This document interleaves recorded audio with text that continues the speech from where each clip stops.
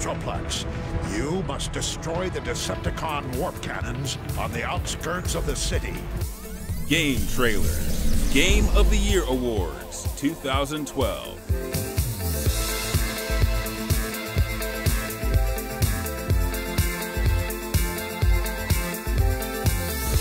Best Shooter.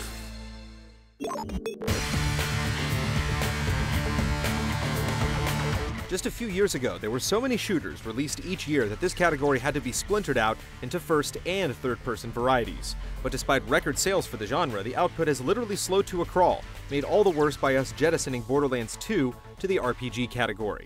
So we've come full circle and combined the two variants into one award. Despite the lack of numbers, 2012 has followed the quality over quantity mantra to deliver a handful of nominees that have kept our reticles searching for targets all year long. Don't make me do this. And the nominees are Call of Duty Black Ops 2. With not much movement in the series for the last couple years, it's time for a change, and that's exactly what you get with Black Ops 2. While the execution leaves a bit to be desired, the Strike Force missions add a new flavor to the mix of bombastic set pieces, driving segments, free-fall moments, rugged gunplay, and all the other accoutrements the series is known for. And a branching story path that far exceeds our expectation raises the bar for all the modern warfare to come. From this point on, the day never happened. Far Cry 3.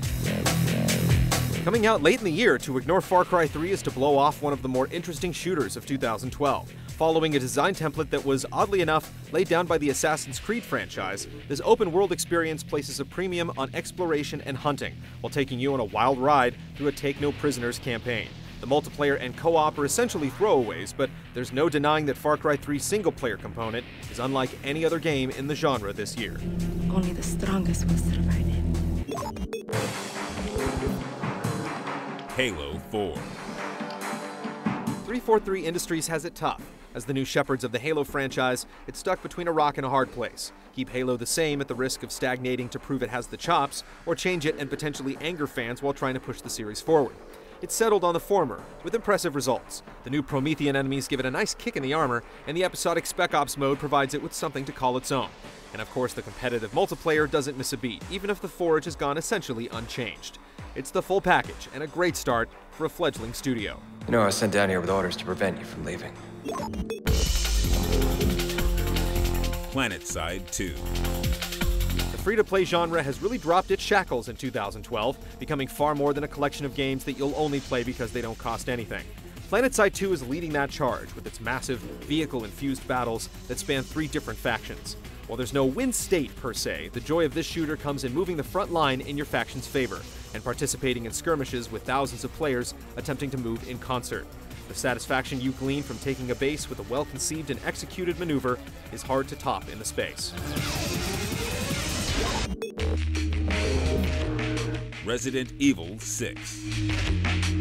While we're certainly a little disappointed in the end result of Resident Evil 6, to harp on its few inadequacies is to sell short the myriad things it does very well.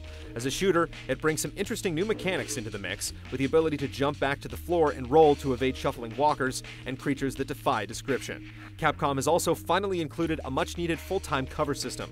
The gameplay variety strikes a nice balance with plenty of things to do aside from squeezing the trigger, and there are dozens of moments that will remain with us for quite some time. That rounds out to about 70,000 hostiles. And the winner is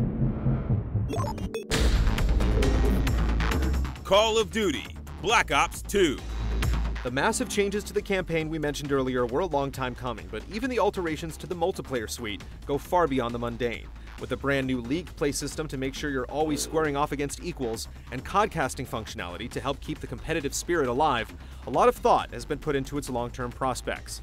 Then the core functionality of point streaks and the new Pick 10 loadout mechanic completely changed the foundation for the flexible. Toss in tons of tweaks to the legendary zombie mode, and you have a game that refuses to rest on its laurels, even though it can totally get away with it.